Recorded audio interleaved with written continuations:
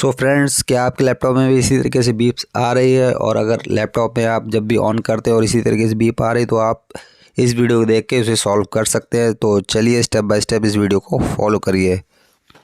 So friends, यहाँ पर मैं लैपटॉप को करता हूँ ओपन।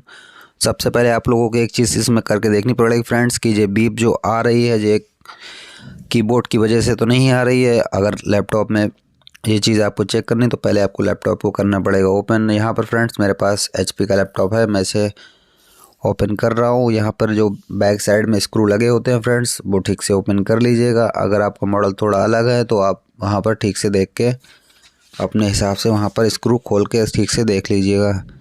यहाँ पर फ्रेंड्स मैंने 2 स्क्रू ओपन कर दिए। इसके बाद इसमें जो रबड़ शीट लगी हुई है फ्रेंड्स, इनके नीचे भी स्क्रू होते हैं, ये भी मुझे यहाँ से निकालने होंगे और यहाँ पर मैं इसे निकाल दे रहा हूँ। और इसके बाद जो बाकी बचे हुए स्क्रू हैं उन्हें भी मैं यहाँ पर स्क्रू ड्राइवर की मदद से खोलने वाला हूँ।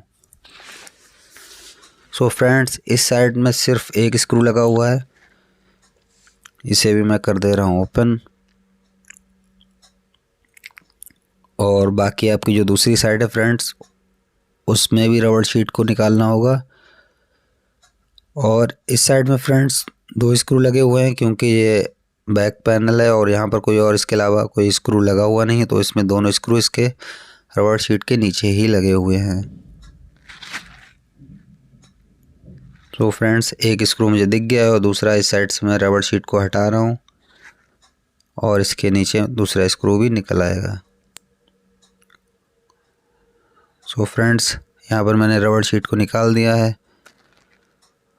अब चलिए इन स्क्रू को भी निकालते हैं बाहर, उसके बाद लैपटॉप हो जाएगा हमारा ओपन और फिर हम लोग यहाँ पर कनेक्शंस को निकाल देंगे लैपटॉप के।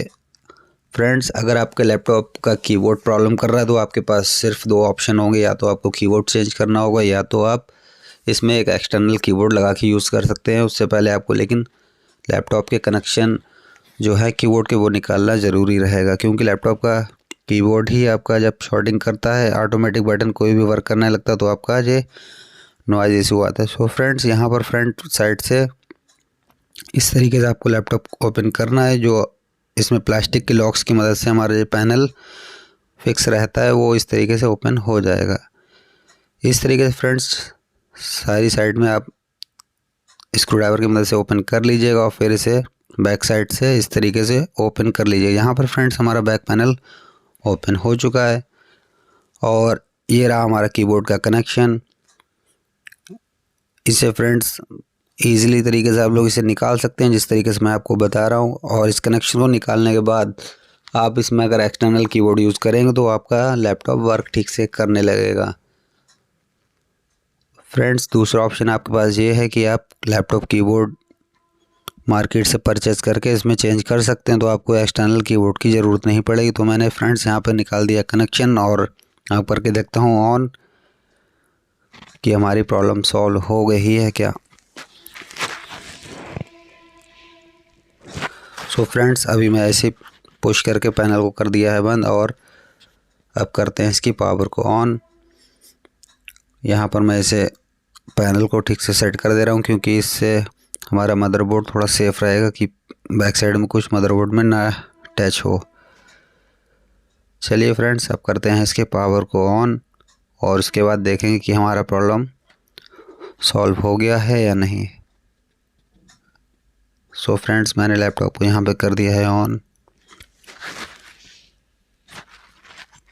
सो फ्रेंड्स, जैसे कि आप देख पा रहे हैं हमारी प्रॉब्लम सॉल्व हो चुकी है। इसी तरीके से आप लोग भी कर सकते हैं। यहाँ पर हमारा लैपटॉप ऑन हो चुका है। सो फ्रेंड्स, चलिए बाकी के जो स्क्रू लगे हुए हैं वो इसमें वापस लगा देते हैं क्योंकि मैं भी इसका कीबोर्ड चेंज नहीं कर रहा हूँ। अभी मैं इसमें एक्सटर्नल कीबोर्ड से ही वर्क करने वाला हूँ। तो मैं इसे लैपटॉप को वापस बंद कर दे रहा हूँ, यहाँ पर सारे स्क्रू वापस फिर से लगा दे रहा हूँ।